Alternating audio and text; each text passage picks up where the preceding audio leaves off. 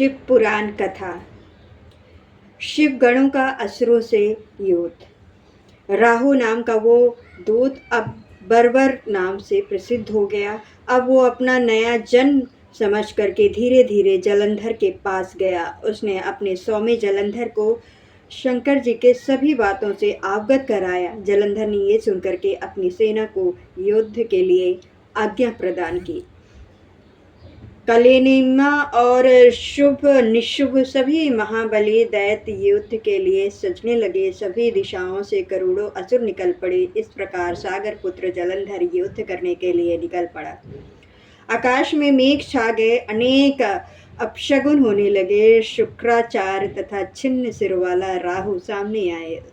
उसी समय जलंधर का मुकुट उसके सिर से गिर पड़ा, परंतु वो चलता ही रहा। इधर देवता और भगवान शिव जी के पास पहुंचे और सब समाचार उन्हें सुनाया। देवताओं ने उन्हें ये भी बताया कि विष्णु जी भी उसके अधीन होकर के उसके यहाँ लक्ष्मी जी सहित निवास कर रहे हैं। कुछ देवता भी वहाँ निवास कर रहे हैं। वो जलंधर अब आपसे युद्ध करने के लिए आ रहा है, आप उसका अंत कर डालिए। भगवान शंकर ने भगवान श्री हरि को बुला करके पूछा, आपने युद्ध में जलंधर को क्यों नहीं खत्म किया? बैकुंठ को छोड़ करके उसके घर पर निवास क्यों कर रखा है? भगवान श्री हरि ने हाथ जोड़ करके उत्तर दिया, आपका अंश और माँ लक्ष्मी जी का भाई समझकर मैंने उसका अंत नहीं किया। वास्तव में वो बड़ा वीर और अजय है। मैं उसकी वीरता से मुग्ध होकर के और अपना साला समझ करके उसके यहाँ निवास करने लगा हूँ। भक्त अफसर भगवान शंकर विष्णु जी की बात सुनकर के हंस पड़े और बोले, मैं अब उस दैत्य जलंधर का वध अवश्य कर दूंगा। इसी समय दैत्यों का बड़ा भारी कोलाहल सुनाई दिया। भगवान शिव ने भी अपने गणों को उससे युद्ध करने को भेज दिया। भीषण युद्ध प्रारंभ हो गया। भेरी मृदंग शंख आदि के नाद से पृथ्वी कांपने लगी। हाथी घोड़े मनुष्य के मृत शरीरों से एक पहाड़ सा बन गया और उनके रक्त तथा मांस से कीचड़ बन गई। दैत्यों के गुरु शुक्राचार्य उनके मृत शरीर को संजीवनी विद्या से जीवित करने लगे।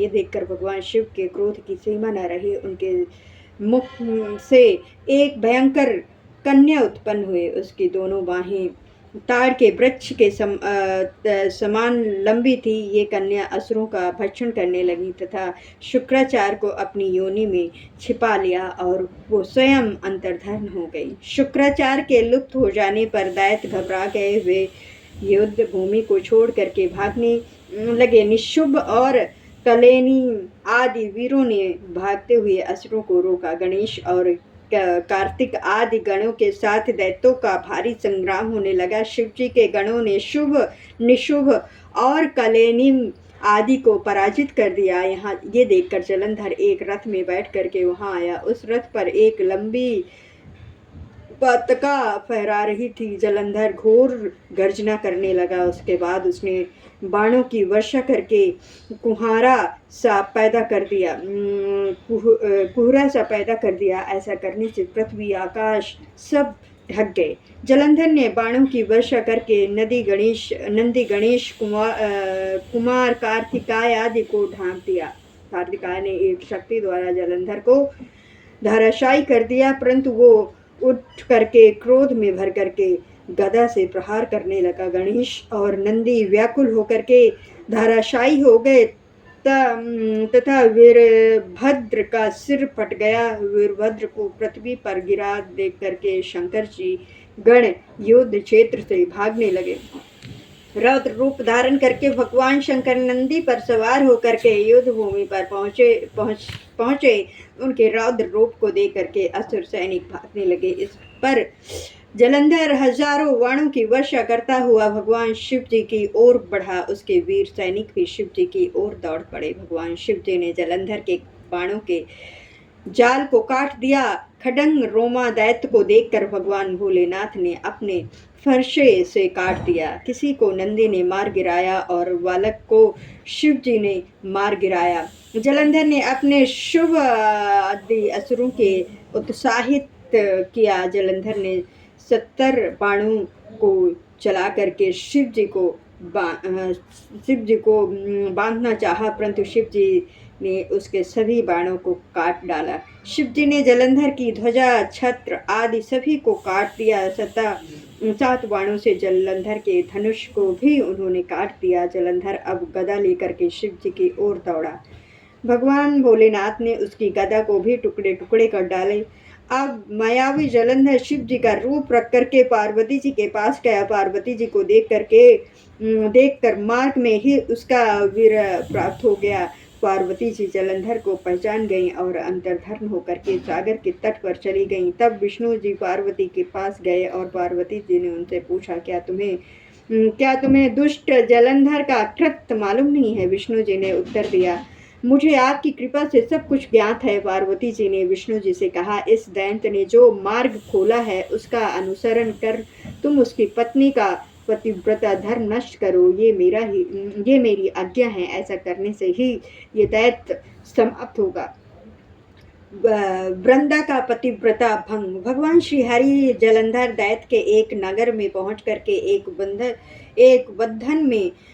बंधन में ठहर गए। वृंदा ने स्वप्न में देखा कि उसका पति जलंधर नग्न अवस्था में सिर पर तेल लगाए भैंस पर चढ़ करके दक्षिण दिशा की ओर जा रहा है। वो काले रंग के पुरुषों की माला पहने हुए है। उसके चारों ओर सिंह के बीज चल रहे हैं। नगर समुद्र में समा रहा है। तत्काल वो स्वप्न पर विचार करने लगी। उसका मन व्याकुल हो उठा। वो सखियों के साथ अटारी पर गई। इसके बाद वो उपवन में घूमने चली गई। उपवन में उसने एक मौनी तपस्वी को देखा। भयभीत वृंदा ने उस मौनी तपस्वी के गले में हाथ डाल दिया। ऐसा करने से वृंदा की घबराहट दूर हो गई। उसने मुनि को प्रणाम करके कृतज्ञता प्रकट की। इसी समय मुनि के पास 2 बंदर आए। वे आकाश में गए और जलंधर का सिर तथा धड़ लेकर के मुनि के पास पहुंचे। पति का सिर व धड़ अलग अलग देख करके वृंदा मूर्छित हो गई। होश आने पर वो विलाप करने लगी। वो मुनि से बोली, हे कृपा सागर, क्या आप मेरे पति को जीवित कर सकते हैं? ये अदृत से मुनि के चरणों में सिर रख करके रोने लगी। इस पर मुनि बोले, इसका वध शिव जी द्वारा हुआ है, अतः इसका जीवित होना कठिन है, परंतु शरणगत की रक्षा करना ही सनातन धर्म है, अतः मैं इसे जीवित कर देता हूँ। मुनि ने उसे जीवित कर दिया। वो सब श्री हरि की माया थी। जलंधर को फिर से जीवित देख करके वृंदा की प्रसन्नता का ठिकाना न रहा। जलंधर ने वृंदा का आलिंगन किया और चुंबन लिया। अब वो विष्णु रूप में बदल गए। संभोग के समय उसे विष्णु जान करके वो बोली, हे पराई स्त्री के साथ रमण करने वाले विष्णु, तुम्हारे शील को धिक्कार है। मैं तुम्हें समझ गई हूँ।